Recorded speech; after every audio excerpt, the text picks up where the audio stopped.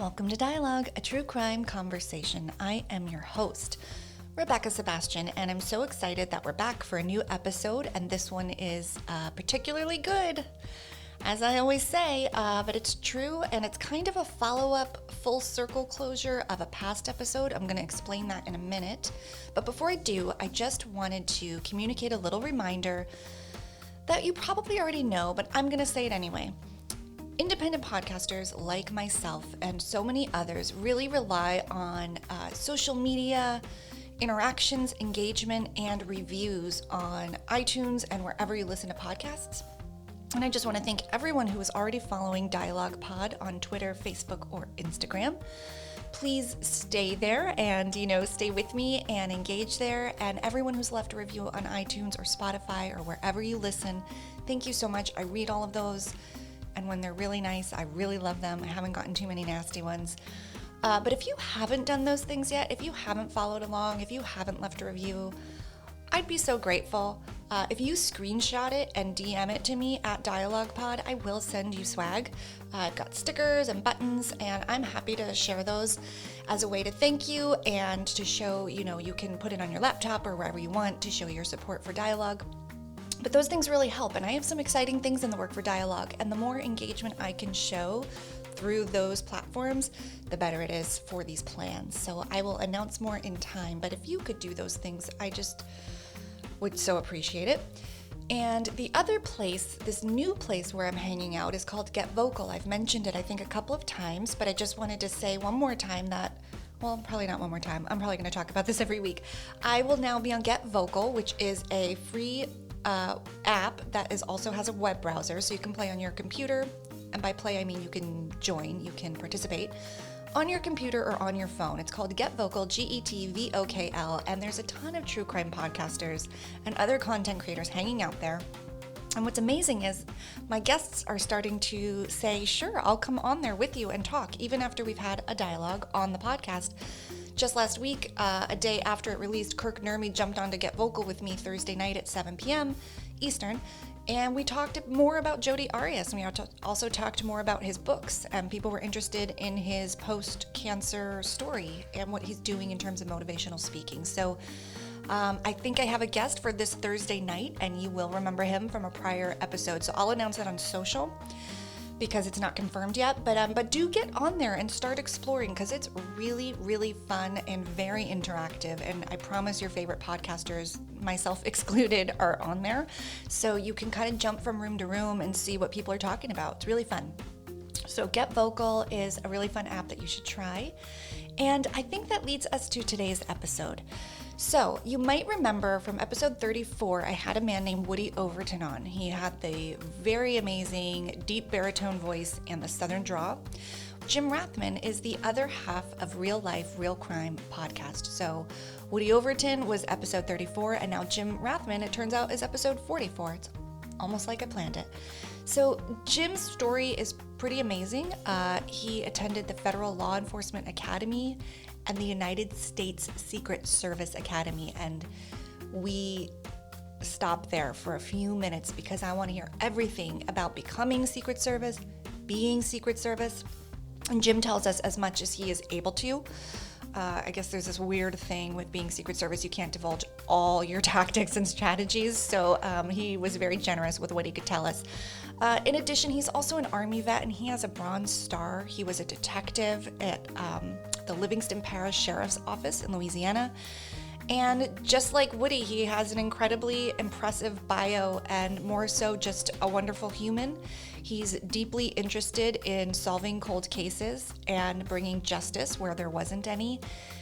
And he talks a lot about what he's working on right now, and it is the Disappearance of Don Louis. So we talk about that too, because I have thoughts and feelings on it, and they are not the mainstream from what I'm seeing thoughts and feelings. I don't know that I'm comfortable with this super aggressive attention being put on Carol Baskin as the definite murderer of her late husband, or her missing husband, I should say, Don Louis. So I broached that with Jim, and he talks about what he's finding, because he's actually on the ground. He lives in Florida, and he's investigating it currently. So this isn't just speculation and conjecture, he's actually fact-checking and doing the work. So we talk about that. So, it's another inadvertent Tiger King episode. What can I say? Jim Rathman, thank you so much for killing the small talk. I hope we continue the conversation with both you and Woody. I hope when live events happen again that we can all team up and do something fun. Thank you, everybody, for listening. Here is Jim Rathman from Real Life, Real Crime podcast.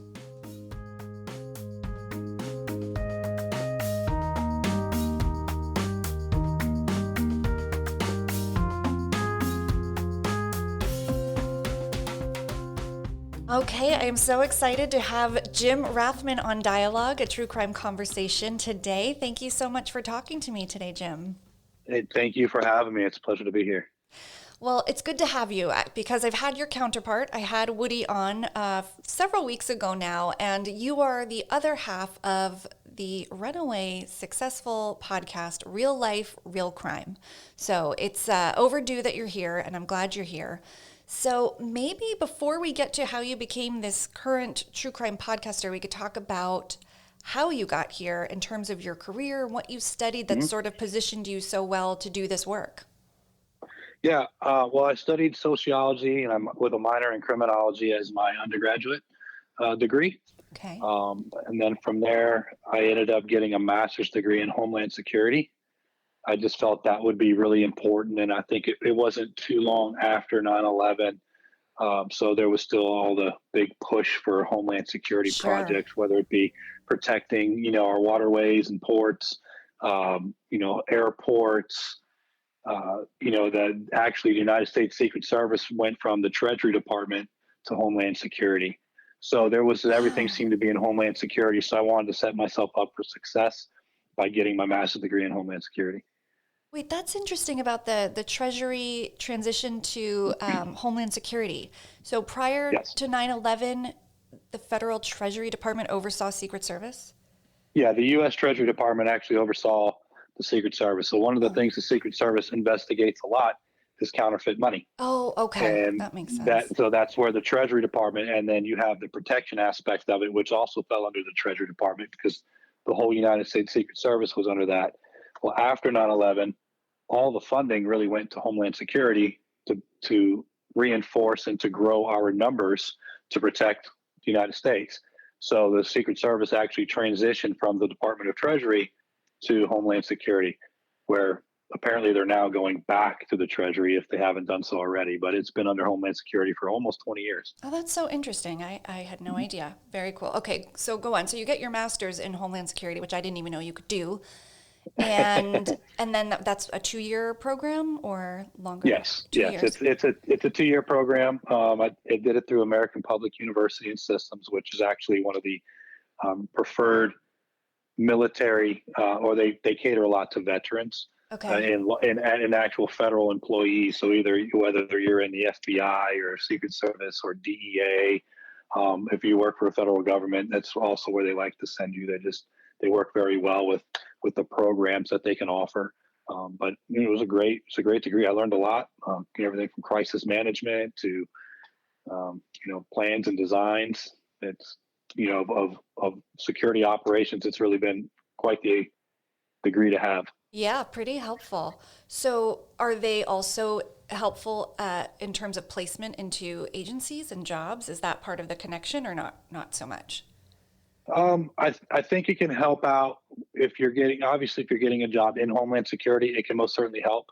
But it's helped out outside of law enforcement or Homeland Security in itself. Just the fact that you have a master's degree, right? It works a lot too if you want to get into private consulting, security designing and planning, even crisis management. Like you have agencies like FEMA, American Red Cross. So those that when they come in whenever there's a disaster, that's all part of crisis management as well. So it really helps with all of those. All those different avenues that you can go down to federal government. And so the roles could be kind of frontline type roles, but they also could be more consulting, strategic, behind the scenes in those different agencies. Okay. So what did you do when you finished? Where did you land? What happened next? So I actually graduated with my master's degree in Homeland Security, and I was already working for the Secret Service. I did some of it some of my degree program while I was in the military. I had to take a little bit of time off to get through the Federal Law Enforcement Academy, and then also the Secret Service Academy, which takes in total about 26 weeks or so, 28 weeks. Okay. And then when I finished that, I think I had about 7 months, 6 or 7 months worth of school left. And so I finished while I was already working in the Secret Service. Okay, so let's park here for a minute because Okay. I'm just fascinated by the Secret Service. I think a lot of people are, and I don't really fully understand the breadth of the role and what it means. Mhm.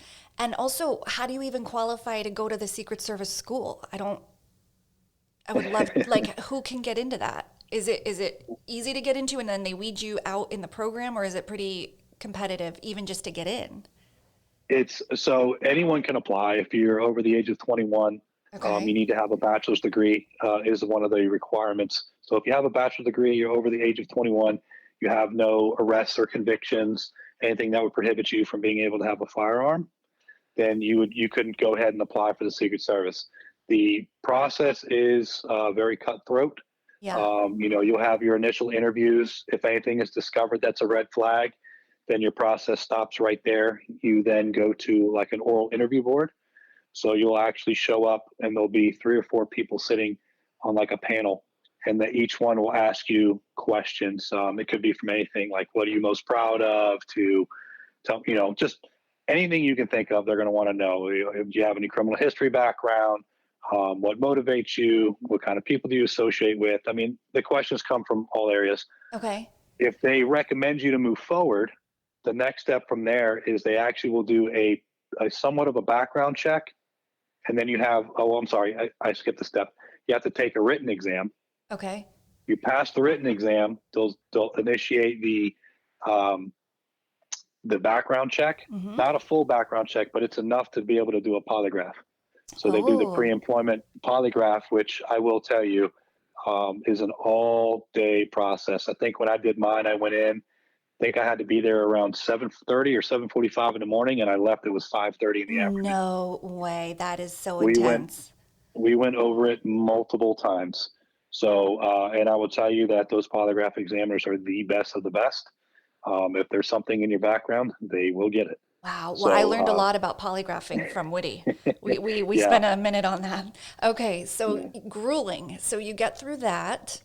hmm From there, if you get you pass the polygraph, then they do the full background check.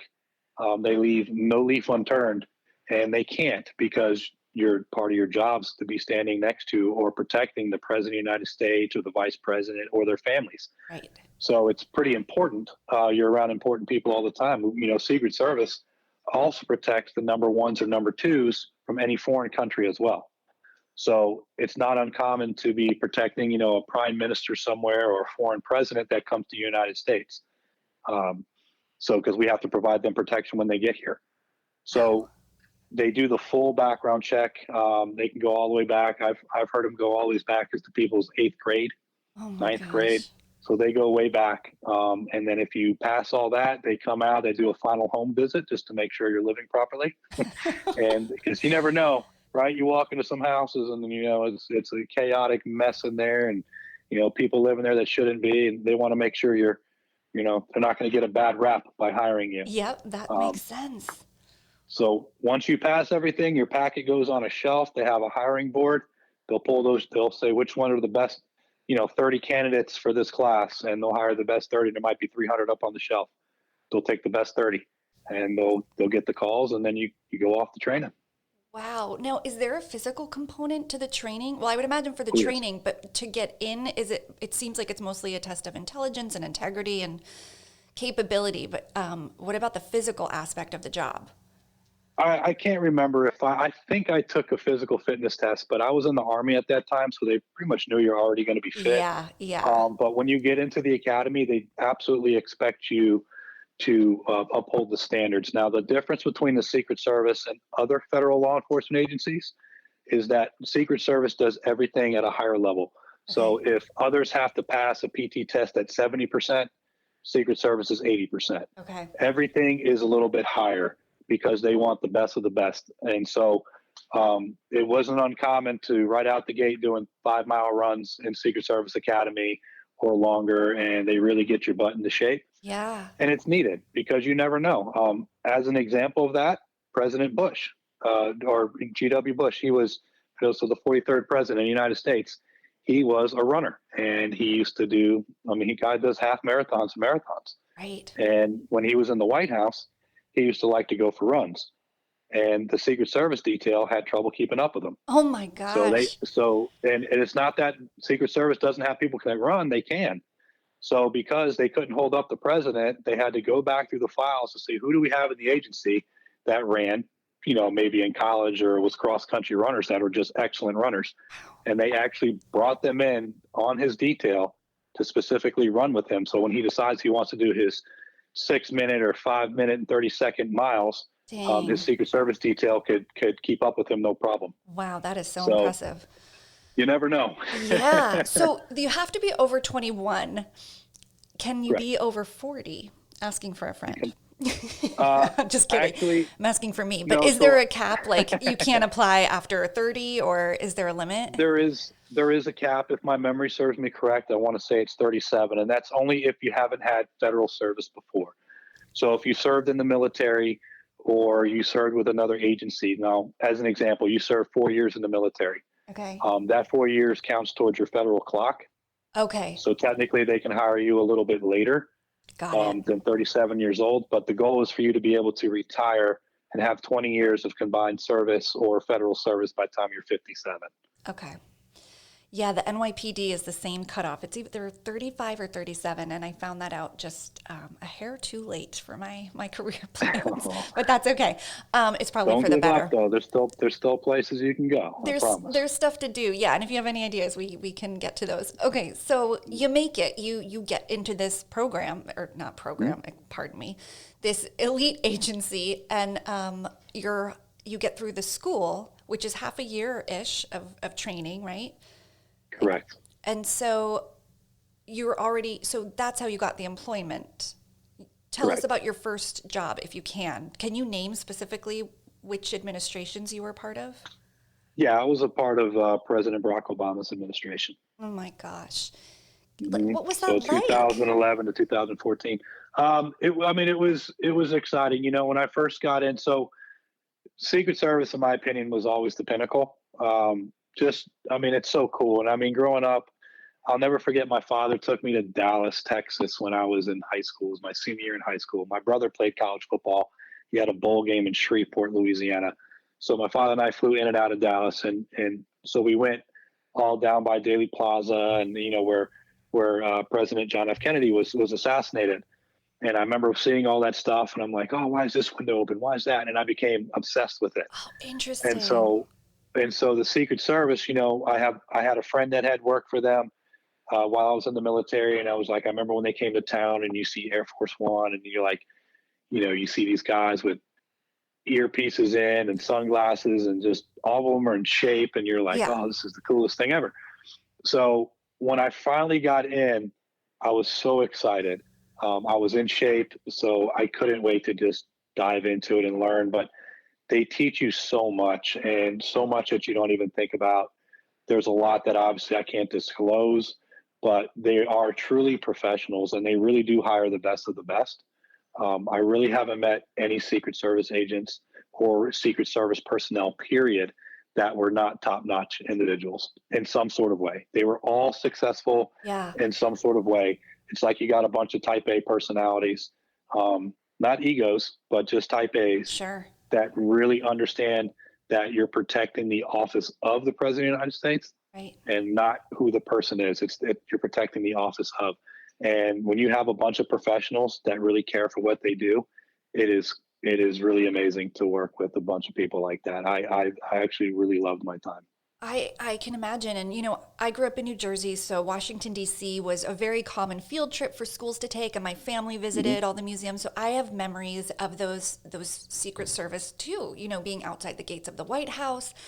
And you mentioned the sunglasses and the earpiece, and I know you can't disclose everything, but that really is what I imagine. And I'm like, what are they hearing, and what are they thinking all day? Like, I know there's so much going on, even though we see this very kind of stoic, uneventful posture.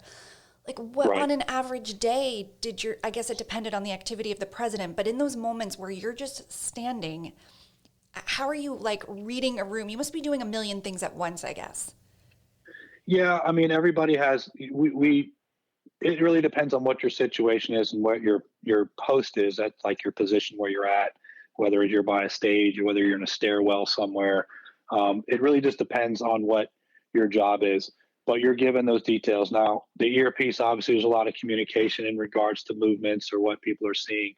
But the biggest thing of all is to be observant, and you have to find what doesn't fit. That's the biggest thing. Like if I used to say this to people, or you would hear other Secret Service personnel say this whenever there was crowds, and let's say the president or the vice president's going to be coming by to shake hands.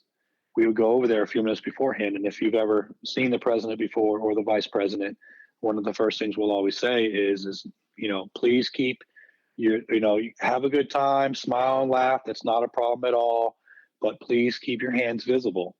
That's all we Right. ask. Like, don't make any fast movements to the back of your pocket. If you have your phone out, that's fine, Oh my but gosh. like, don't go and just quickly go to your back pocket or into your pockets. Just please keep your hands, out so they're visible. That's all we ask. Sure. And, nobody feels threatened by it. We don't have to threaten anybody. They know. Yeah. And we're observing, and you're constantly observing. It's to the point today where I walk down the street, or I can be at a mall, or I can be anywhere, and I've probably seen hundreds of pairs of hands before I leave there because I still do it. Oh my gosh, it just stays with you, that practice.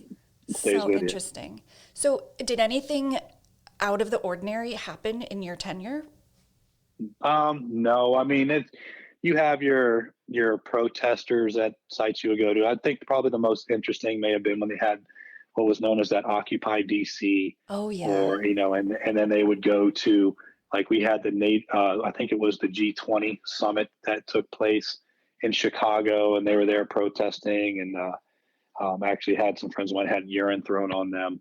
That it's Ugh. things like that. There was a few of those incidences, but other than that, I would say that 95% of the places we would go to, or of anything that I've ever done there, the majority of the people are very respectful and very honored to be there to be able to see the President of the United States. Oh, good. I love hearing that.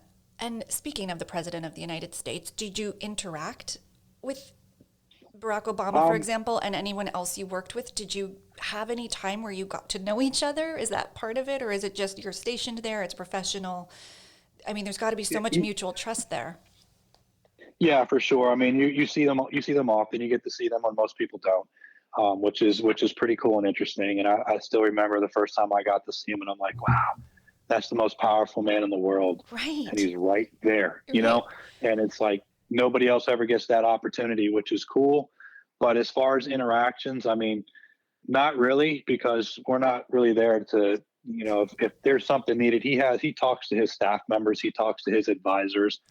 He's not really there to talk to the Secret Service people. We just protect him, and he has an agent in charge or somebody that's really high up there. If he needs to speak about this to the Secret Service, most of Okay. us don't really get the chance to ever really talk to him. He has a very select few. If he needs to say something, that are right there with him. Other than that, no, not really. That makes sense. It can't be a big chat fest of like, I get that. Now, I did get a chance to protect Mitt Romney for about 6 weeks or so, Okay. during the 2012 presidential campaign, and I did get to have some small conversations with him because he was doing his Small Town Matters Oh, okay. tour during that time. So he's going to a lot of the smaller towns in Pennsylvania and working his way, across the country into Nebraska and Iowa and things like that. And so it was more of a smaller, um, I guess, kind of like a more intimate setting, just because there Yeah. wasn't a lot of people. Right. And so he did all that with a tour bus. He wasn't flying. And so that was neat because, you get to have a little bit more interaction, and they were really good to Secret Service. They'd feed us and things like that after they had a big event. There's a lot of food, and Yeah. they treated us well. But, President Obama's team did a lot of the same. So, a lot of class act people, just nothing but greatest things to say about them. Oh, that's so great.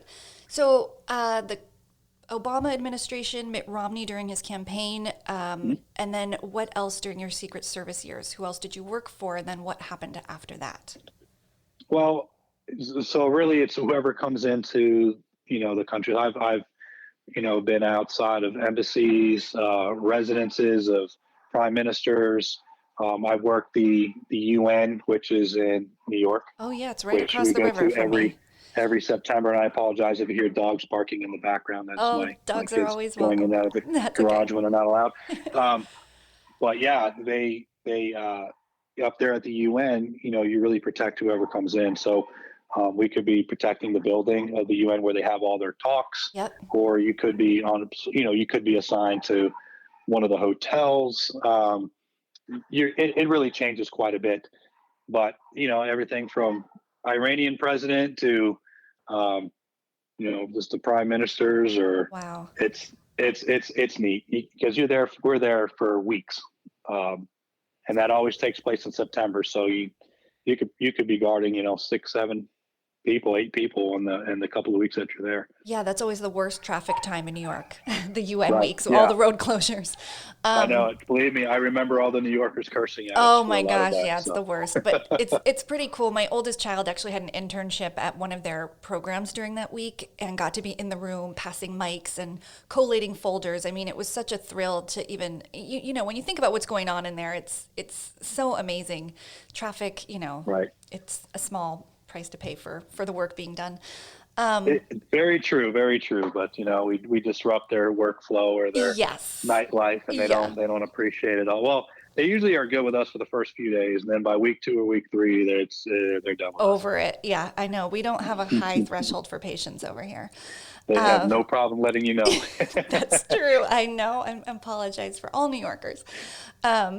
Okay, so what did you want to do after that? Was there a point where you were like, this is really amazing, but, I'm ready for a change? And what happened next?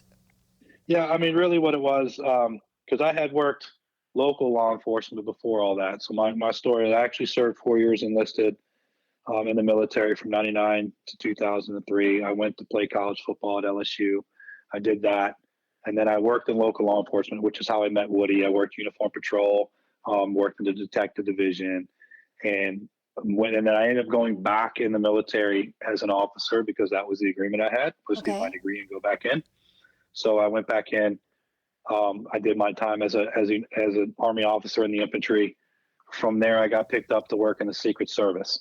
Oh, And okay. so I enjoyed my time in the Secret Service, but what people don't realize is that a lot of the federal agencies, but I can speak to Secret Service, the divorce rate is very, very high, Mm, and you're always traveling.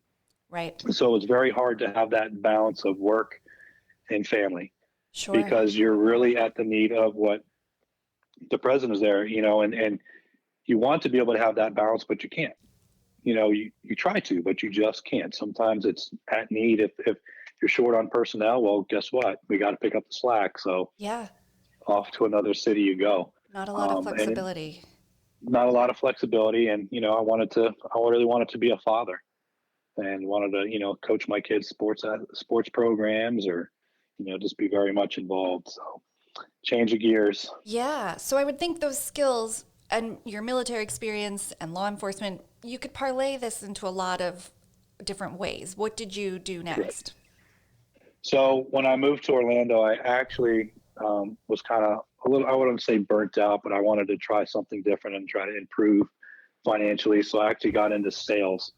And I know that sounds weird, like, wow, the guy went from all that law enforcement stuff into sales. And originally, I actually wanted to get into just doing security consulting or investigative consulting, Yeah, I could see that. but I really didn't have the business acumen. I really didn't know how to run a business. I didn't know a lot about business. Like I can tell you how to investigate something, but you can't, you got to be able to appeal to other people to hire you. And I really didn't know how to do that yet. Okay. So I started kind of doing sales. I have medical in my background from what they teach you in the military, which is standard for everybody. They call it combat lifesaver skills. But when I was in the Secret Service, I got some advanced medical training because it was required. And that taught me just, I don't want to say EMT, but it was pretty darn close. Um, and so I used that to get into some medical sales and kind of learn how to do transactional sales, how the business is run. You kind of get a different picture. And so I used that to my advantage and learned about businesses while also doing sales, Yeah. which just added another element to what it is that I could do until, Woody and I got into the podcast and we were able to do basically investigative consulting for cold cases. Okay, so that's sort of how you guys came back to each other. So you first met when you were both active police officers. Correct. Okay, and then you had stayed in touch that whole time, or kind of fell out of touch and then reconnected? No, I remember the first few years that I had, that we had, he went to state police. I was back in the Army and then on to the Secret Service. We had stayed in contact. There was a time period where we didn't have a lot of contact. And that was just more, the flow of life. He had a small child at the time and, was doing his investigations with state police. And, Right. Woody is one heck of an investigator. Yeah. And I will say that he is just great at what he does, but he's an exceptional polygraph examiner as well. So he was just really busy with his workflow. And then with me traveling from city to city and state to state with the Secret Service, we kind of lost a little bit of touch. Sure. But we did reconnect some time later. Actually, he was while he was volunteering his time on a campaign just to kind of get that experience. He called me and we had a few conversations, and then he eventually called me and told me about the podcast, which he actually started off of a dare from his wife. I'm sure he told you that. Yep. And, Woody being an excellent storyteller and started Yep. off from there. And then he wanted me to come on and share some of the stories that I had done, or that cases that we had worked together. And so we did that. But, Woody and I used to always say we're the yin to the yang. Yeah. And, it really worked well. And when we got back into talking about cases, I think people kind of saw that, and they were attracted to that because we could, go back and forth, and things that he missed, I'll pick up on, or vice Sure. versa. And we just really played well off of each other, and it became a hit. And then, we were asked to do the Courtney Coco investigation, and we did what we do.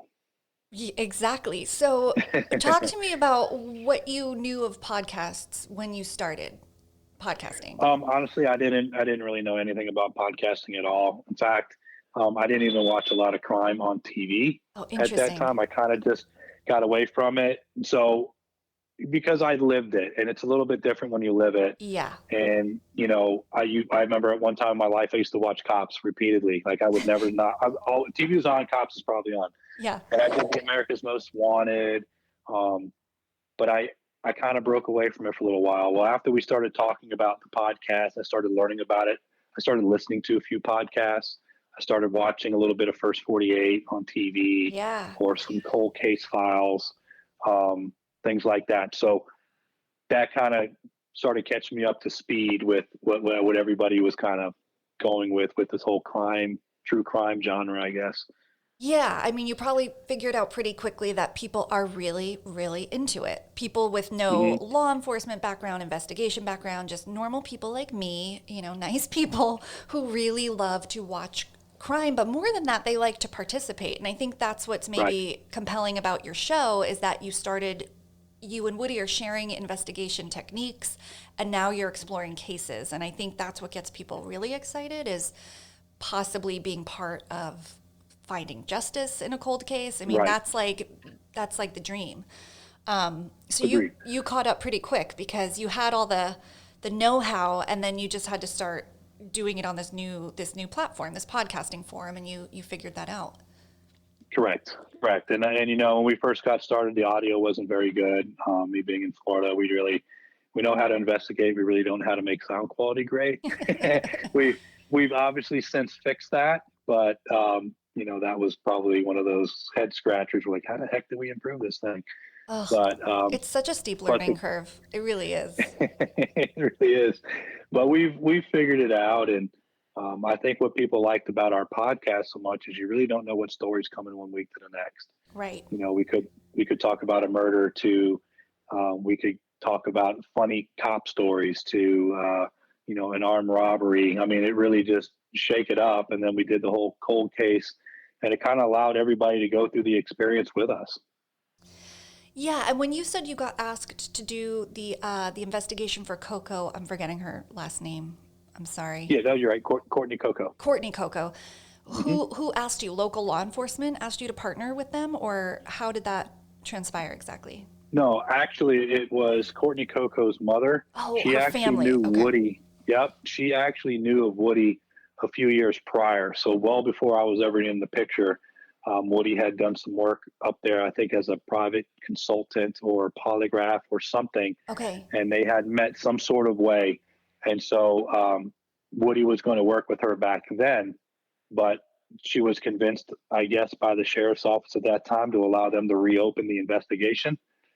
And when they did, it was changed from a homicide. According to them, they changed it from a homicide to a suicide, which made 0 sense. Or I'm sorry, from a homicide to an overdose. Oh, okay. Stand corrected, which makes 0 sense. And so she asked us to look into it, and we agreed to do it. Yeah, and that really got a lot of traction. And can you just give like an overview of what happened? Because it seems like you guys kind of broke some developments in that story. We did. So, it really it made 0 sense on what they tried to change it to. I think that was in 2015 with an overdose. But basically, Courtney Coco was murdered. She's from Alexandria, Louisiana, and her body was dumped in Texas, in Winnie, Texas. It was left in an abandoned warehouse, and she was nude from the waist down. And it looked like she was posed. Um, so they went and did the autopsy, and it was definitely her body was decomposed, so it was really hard to tell what was the cause of death. But they suspected that it was like suffocation, like she Okay. suffocated. And really, the investigation was just they did not do very good. There was not a lot of communication. The detective out in Winnie, Texas, was trying to communicate with Alexandria Police Department, and they were not sharing information. There was a lot of times where they had leads on suspects that weren't followed up on. A lot of procedures that were not taken. It was completely out of the ordinary. I mean, one mistake is one thing. Repeated mistakes is a pattern, Yeah. and somebody's doing it intentionally. And that's Mm. one of the first things we picked up on. And so Woody Overton and I did what we do, which is find the facts. And we dig through the case file. We talk to people in the field, and we ended up finding some information on one of the old papers. I found there's a post-it note that had a tip that came into Crime Stoppers that was never followed up on. So that was the first thing that helped. And then we ended up getting a tipster that called in that gave some really incriminating information that we were able to verify. And Wow. once we verified it, it all just went from there. I mean, a tip that doesn't get followed up on. I mean, do you think that happens all the time? I feel like it happens all the time. Well, I think it happens, but what's important, it's hard. I know for me and the way that I did it, and I know the way that Woody does it, I always reached out to every single tip, no matter how ridiculous it would sound, because you never know what someone's going to tell you. Yeah. And you could relatively rule it out quickly if it's just this just completely doesn't make sense. But you'll be surprised. And unfortunately, things get overlooked. But there was a lot of stuff that wasn't followed up on. I mean, if Woody and I came into the picture well, how long was it? I think it was, yeah, about 14, 15 years later, and we're able to solve this case in 7 weeks. Yeah. 15 years later, there's no reason why you couldn't do it at the time. It was even easier. The longer the time goes on, the harder it is to solve. And on average, 1 out of every 100 cold cases actually gets solved. So the fact that Man. we came on 15 years later and we're able to solve this in 7 weeks and say, yep, here you go, this is who did it.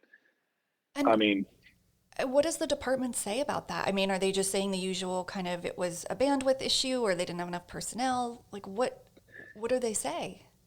no, they didn't say anything like that at all. There was zero cooperation for us. They did not have a lot of love for Woody and I in investigating this. They would not return our calls. They would not assist. There was absolutely zero cooperation. They ended up having a detective that got assigned to the case who decided that the only way he could solve this case was to reach out to us because we already had it solved.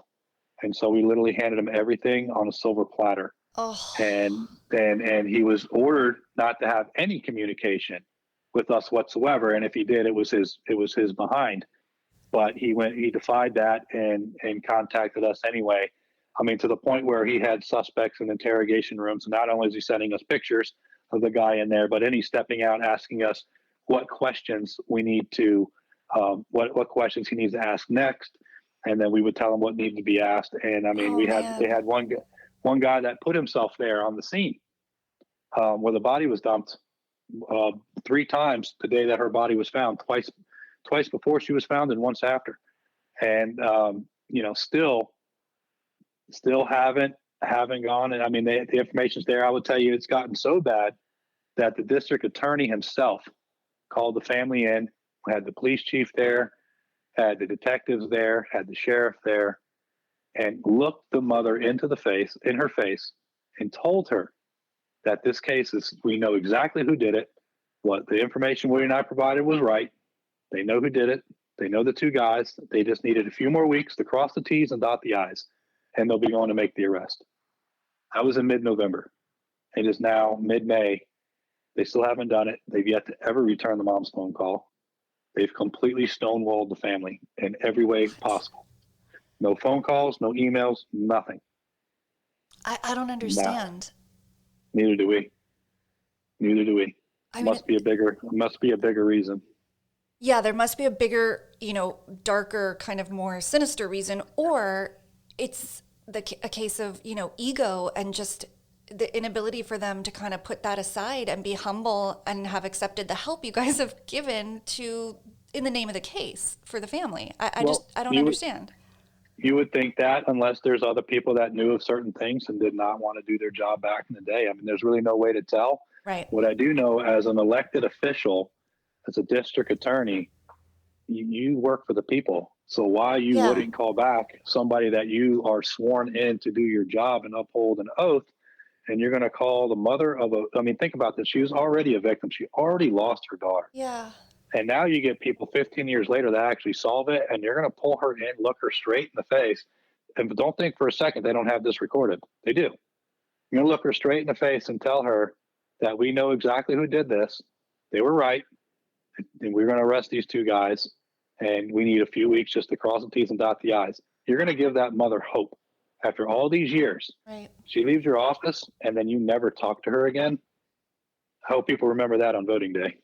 Oh my gosh, that's devastating. Because that is not a district attorney I would want for me. Is there a lot of local, it seems from what I'm seeing on social media, a lot of traction regionally that you guys, because you've brought so much light to the case, are people pretty aware of this, of what's going on? Is there public outcry? Oh yeah, there's plenty of public outcry. They end up shutting, the public outcry was so bad, they ended up shutting down their social media accounts for a while, their phones. They had internal memos going around that they're not allowed to speak to anybody regarding the podcast. That, you struck a nerve when they're going to do an internal memo for everybody. Yeah. It's been, they've asked Dateline NBC and Nancy Grace and you name it, they've sent it out there to try to get someone at a higher level to cover this case. Because personally, I think they need the national coverage on this. I don't know why. And I understand these bigger networks have a lot of requests, so I get that. I get that they may not have gotten to it yet, but this case in Alexandria, Louisiana, needs to be closed out. I mean, so the work is already done. There is zero reason for them to hold back any further on this. It's really disgusting as far as I'm concerned of what they've done to this family. It's complete disjustice or disservice. Absolutely. That is so crazy. So you're just following it, and if there's any developments, obviously you'll share it with your audience and your, people who listen to your show. Okay, well, keep us posted, and I'll be following too. So there's another little investigation that you're working on at the moment, and that transpired from a documentary that people are watching and talking about, and that is, of course, Tiger King. So a lot of people watched Tiger King and wanted to investigate the disappearance of Don Louis. Mm-hmm. You actually started to physically, really getting out there and doing it. So before we get into that, because I want you to share whatever you can, and I also want to point people to the last 3 episodes of Real Life, Real Crime Profile, where you are sharing your findings so you can hear the whole story and the whole journey. What did you think of Tiger King? I'm just wondering, like, as an experience of watching that crazy documentary, I'm just curious how you think about that as a show, as a documentary. Well, I thought the documentary as a whole was just honestly, it was a chaotic mess. It was a bunch of hot mess. And I'm like, what am I even watching? Yeah. Because everybody's talking about it and, the quarantine comes along and we're all sitting in our house looking for things to watch. And I forced myself to get to episode 3, but that was the episode that actually inspired me, which was the one where they talk about Don Louis. Yeah. And as a criminal investigator, looking at the body language, hearing what they're talking about, and then I'm like, wait a minute, that makes sense. And everything was just pinging. My alarms were going off all in my head. So I started independently looking at it online. And of course, I finished watching the documentary, and I was just like, this is just a hot mess. I would never watch this any other time in my life. But the timing is uncanny, really. We were all trapped. So yeah, it's such a hot mess though that you kind of also can't stop watching exactly. It's exactly the way I feel about it. I'm like, I'm invested at this point for some weird reason, and I need to finish this, but I can't say I enjoyed the experience. Like I needed a hot shower after. It was just like, it was weird. Okay, so I'm not going to lead you. So what have you uncovered that you can share, kind of maybe like big picture, and is your gut feeling that something sinister did happen to Don Louis and potentially at the hands of Carol Baskin? Oh, 100%. I don't have any doubts in my mind. And from what I've been able to uncover already, if I could only have an interview with her, I could expose so much of it, but she'll never give one of those interviews to me. But what I have found since getting on this, I've had some of the key players. If you watch that episode, there was an ex-wife of one of the main characters, or I wouldn't even say character, but one of the main guys, one of Don's right-hand man, so to speak. She provided and I have that aired out on episode 1, or What Happened to Don Louis Part 1. But she talks about how this guy actually showed up to their house the day or 2 days before Don was ever reported missing, in Don's van with Don's firearms given to him by Carol, and then threatening his wife that if you tell anybody about this, he's going to basically do something to her because Don is missing. And don't talk on the phones either, because the phones are now tapped and we can't talk on the phones. He became incredibly paranoid, to the point where camera systems inside the house, outside the house, every phone call in and out was recorded, constantly looking out the windows, the peepholes. One of those, what did people know? Scared to death of what he did and when he was coming for him. And that turned him to be incredibly violent against his ex-wife. Well, ex-wife now was his wife then. There's just a ton of issues with that, because if he knew 2 days before that Don was missing, why are you driving Don's van? By the way, this van ended up at the airport on the 20th of August, 1997. A lot of questions to be asked there. So it's the van that eventually was found at the airport after we knew he was missing and people went looking for him. That was the van he was in 2 days prior? From the information I was giving, yes, because according to the statement we got in the audio tape, was that it was a light blue van, and that was the one found at the airport, was a light blue van. The only other van that Don had was a white van, but it wasn't the same type of van. Well, this was the first mistake, was these vans having them, but they never lead to good outcomes. Okay, so that's a big piece. What else have you uncovered that's not looking great for Carol?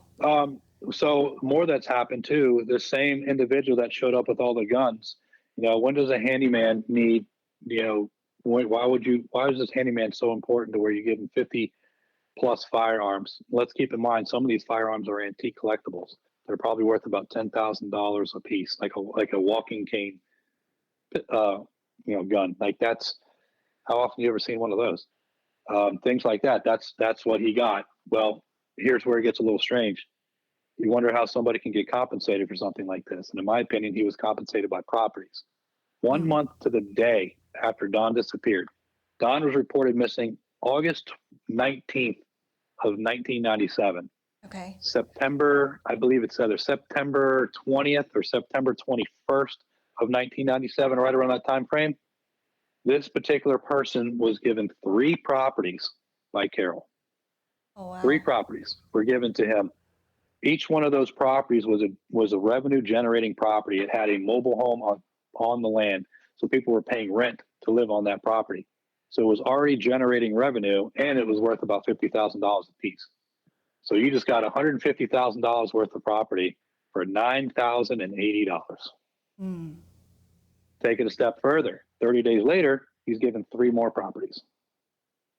Okay.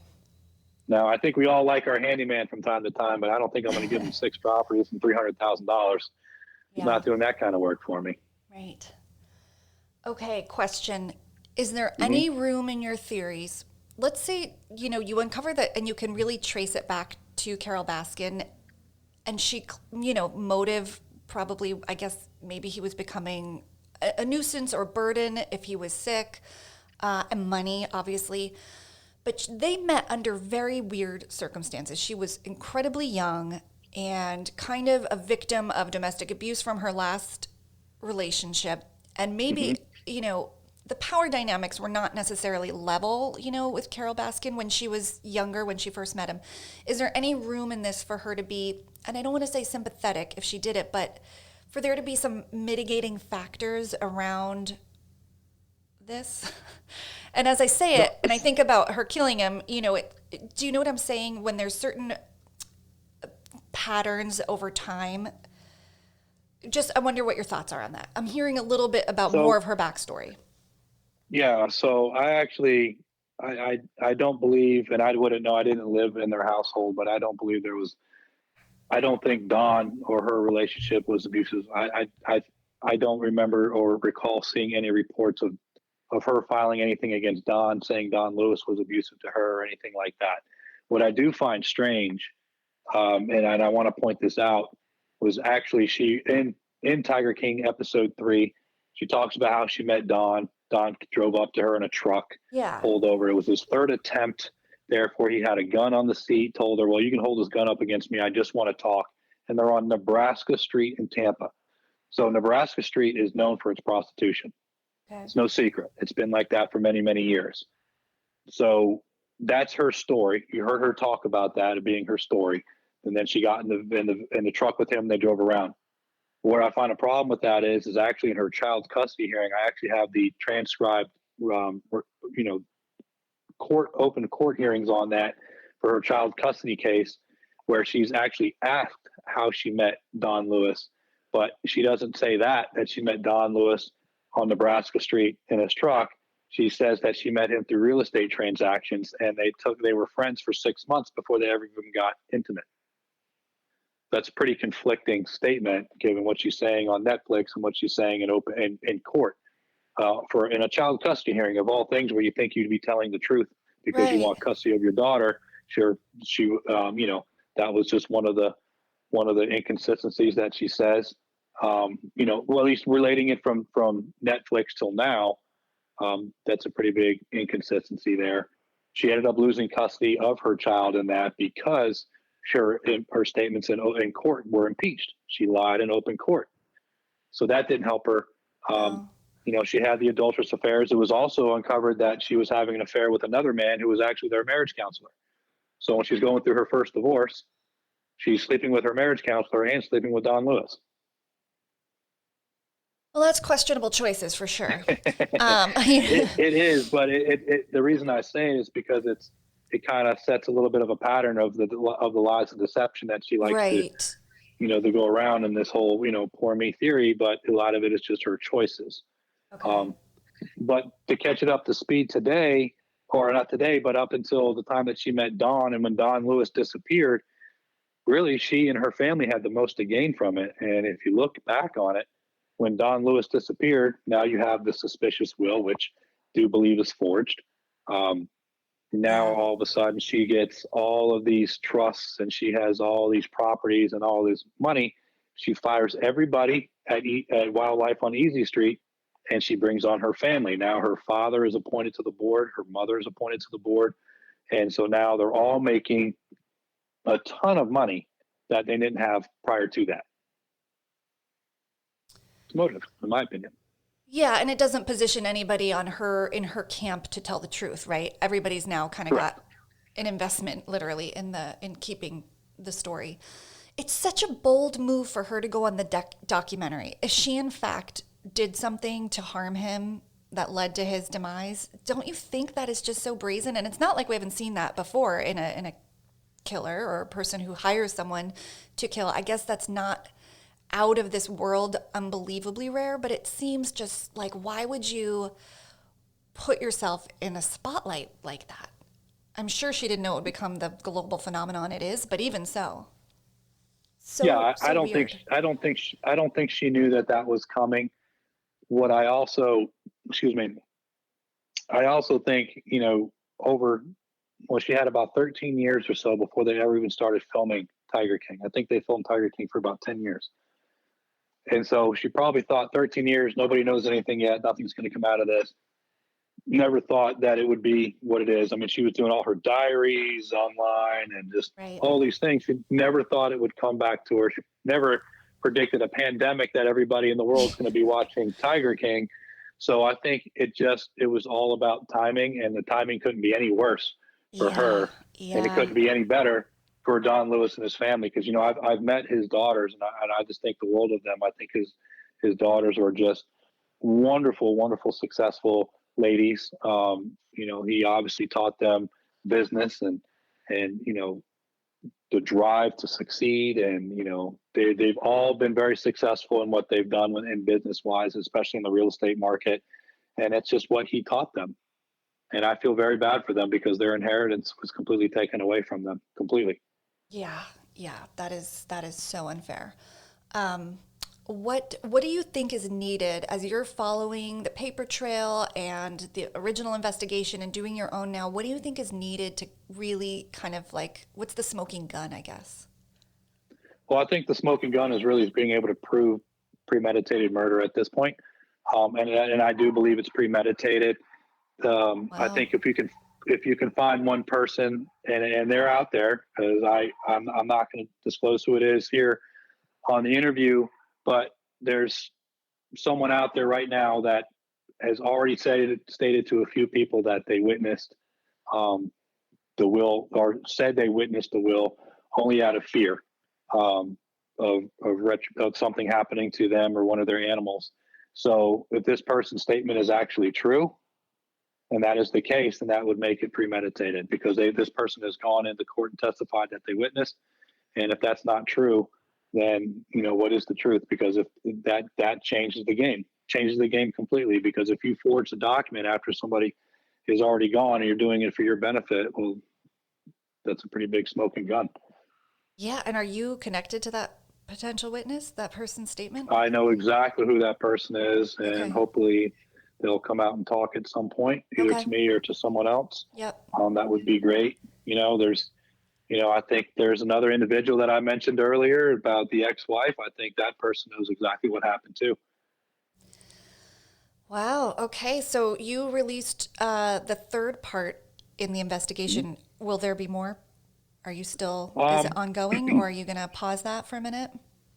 yeah, I mean, I think we're going to continue to gather more information, and then as it heats up, we'll see what we'll be able to release.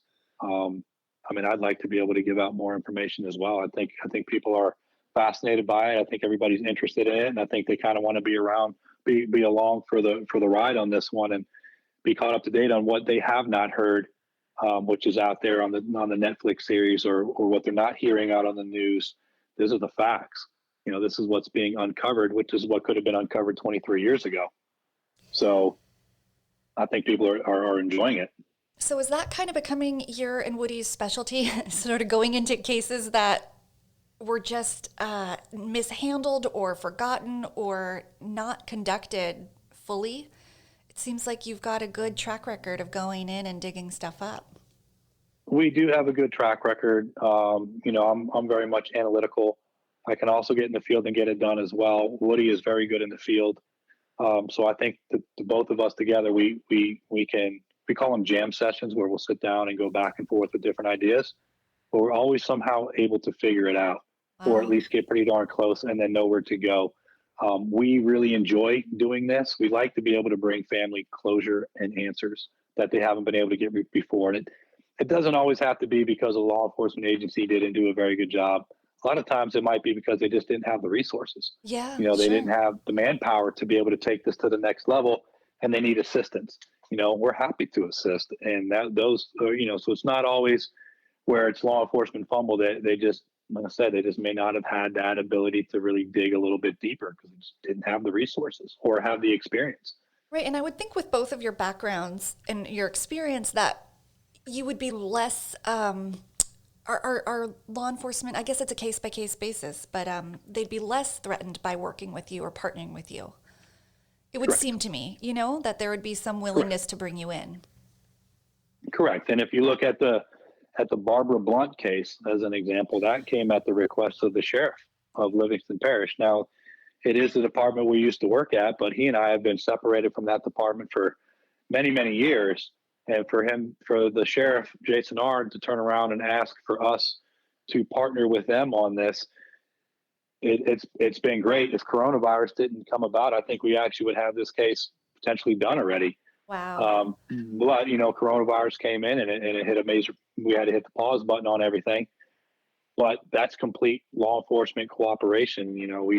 We are law enforcement guys. We love our law enforcement, brothers and sisters out there, and we're happy to help anyone. It's unfortunate the first case we did had so many mistakes made by law enforcement, but we figured out what the answer is. Now they just need to do the right thing and go slap some handcuffs on some people. The case is done. Yeah. Let's get to it already. Jeez. It's so weird. Well, I'm grateful for the work you both are doing, and I love your show, and I think it's a really good and needed voice in the true crime podcast space. So I'm so happy I've met you both. Yeah. One thing I ask all my guests before they go is, what is keeping you up at night? What's keeping me up at night? There's two things. Okay. One is the DA not putting and cutting or either doing a grand jury subpoena and getting warrants cut on the Courtney Coco case. That one, I wake up somehow and I just feel so bad for that family. Yeah. And the other one right now that's keeping me up is constantly being OCD about this whole Don Louis thing. I think about it 24 hours a day. I'm constantly taking down notes. I have a notepad next to my bed.